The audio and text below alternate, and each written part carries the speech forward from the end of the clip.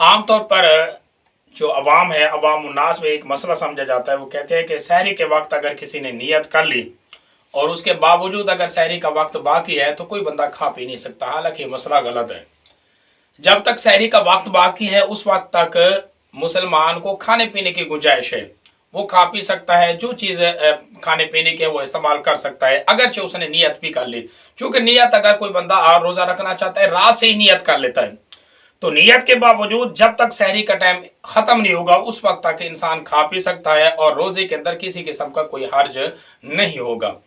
और इसी तरीके से सहरी के वक्त में आमतौर पर एक गलत फहमी ये भी होती है कि ये जी अभी अजान आ रही है तो इसमें गुंजाइश है। ये गुंजाइश अवाम उन्नास ने खुद अपनी तरफ से निकाल रखी है। हालांकि ऐसा कोई मसला नहीं है कि जब सहरी का टाइम ख़त्म हो जाएगा उसके बाद चाहे अजान आती रहे, चाहे करीबी जो मस्जिद है उसमें ऐलान देर से हो रहा है, सहरी के टाइम का इख्तिताम जो है वो रोज़े के लिए ख़त्म हो जाएगा। अब कोई बंदा इख्तिताम सहरी के बाद अगर कोई खाना पीना करता है तो उसका रोज़ा नहीं होगा। लिहाजा अजान को नहीं देखना, सिर्फ टाइम और वक्त को देखना है। जब तक वक्त बाकी है उस वक्त तक खा पी सकते हैं, उसके बाद कुछ नहीं खा सकते। हाँ, इसी तरीके से अगर कोई बंदा उठा ही सहरी के टाइम के इख्तिताम के वक्त है, अब अगर वो रोज़ा रखना चाहता है तो बगैर खाए पिए ही रखेगा। अगर खा पी लेता है तो उसका रोज़ा नहीं होगा, बल्कि इसकी कज़ा माह रमज़ान के बाद देगा। और इसी तरीके से अगर कोई बंदा भूल गया, यानी उसने समझा ये कि अभी सहरी का टाइम बाकी है और वो खाता पीता रहा, नियतन उसकी नियत जो थी उसकी ठीक थी, लेकिन वो भूल गया, उसको पता नहीं चला और सहरी का टाइम खत्म हो गया, फिर भी वो खाता पीता रहा, तो इसको आम भूल वाला मसला कहेंगे। यानी इसका रोज़ा हो जाएगा, इसमें किसी किस्म को कोई हर्ज नहीं होगा, क्योंकि ये गलती जो हुई है ना, इसकी गलती भूलने की वजह से हुई है। अगर जानबूझ के किसी ने ऐसा किया तो उसका रोज़ा नहीं होगा।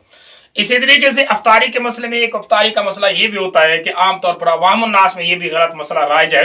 वो कहते हैं कि जी अगर अफ्तारी का टाइम खत्म हो शुरू हो गया है, अब अफ्तारी करनी है, अगर किसी ने ना किया तो रोज़ा मकरूह हो जाएगा। ये भी गलत है, इसमें भी कोई हर्ज नहीं है। अगर अफ्तारी का टाइम शुरू हो गया है और रोज़ा किसी ने अभी अफ्तार नहीं किया, 5-10 मिनट वो लेट हो गया, किसी वजह से मजबूरी थी, तो उसका रोज़ा ख़त्म हो गया, रोज़ा उसका मुकम्मल हो गया, अब उसको मुकम्मल सवाब मिल गया। चाहे वो 10 मिनट के बाद नमाज पढ़ने के बाद भी रोज़ा अफ्तार करेगा तो रोज़ा उसका मुकम्मल ही होगा, इसमें किसी किस्म कोई हर्ज नहीं होगा। ये खाम खा की एक बात है। इसी तरीके से अब अफ्तारी के वक्त में आमतौर पर यह भी बड़ा मसला होता है कि अवाम उन्नास में कि ये जी खजूर के साथ रोज़ा अफ्तार करना है या पानी के साथ अफ्तार करना है या नमक के साथ लोग अफ्तार कर रहे होते हैं, ये भी मसला गलत है।